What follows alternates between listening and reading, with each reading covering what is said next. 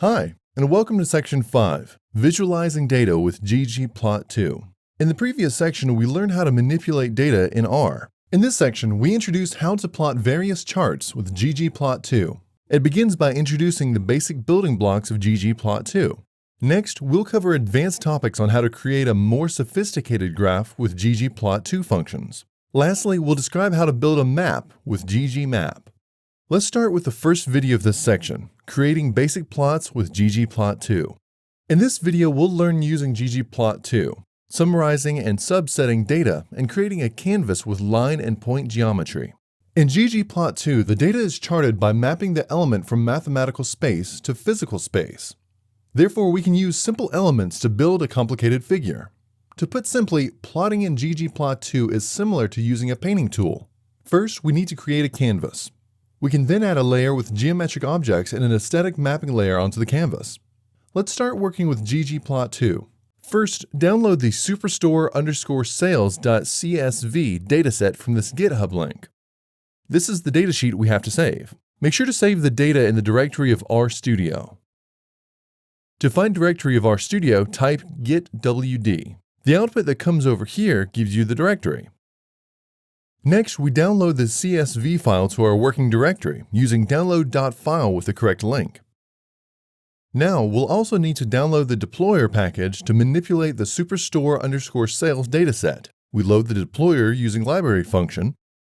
You can see the deployer package is loaded. Then, we'll load the lattice package in the same manner. Make sure you download the lattice package if you don't have it.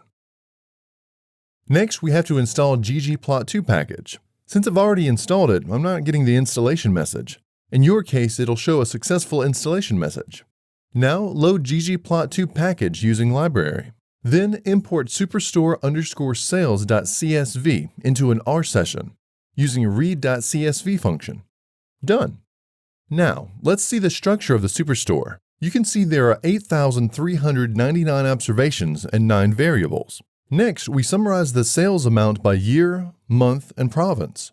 We're going to write the following code. Then we'll use summarize function. That's just a warning message. Now we'll use the head function. You can see the output over here. Now we obtain the sales data in British Columbia and Alberta from 2012-07-01 with the filter function. As the data is now ready, we create our first canvas with the ggplot2 function. Here we configure a static mapping by assigning year_month to the x-axis, total_sales to the y-axis, and province to color for separating the data by province. Now, let's call G. You have the output on the right-hand side of your screen. Moving on, we can add layers with a geometric object onto the canvas with the plus notation. Now we'll add point geometry onto the canvas and call G. You have the point geometry onto the canvas with Alberta and British Columbia provinces. Next, add line geometry onto the canvas. This allows us to determine the sales trend of each region from the generated line chart. You can see we've added line geometry. Now, we'll add a label and title to the canvas. Year, month on x-axis, sales amount on y-axis, and sale amount by region as title. Here you can see we've got the desired labels and title. It's important to understand the grammar of graphics before using the ggplot function to create graphs. As an alternative, one can use qplot, quickplot, to make a ggplot2 chart. The qplot function is similar to the plot function, which hides many details, and one can use the consistent calling scheme qplot to create various types of graphs. Let's use qplot. Here you can see the output of quickplot. Amazing!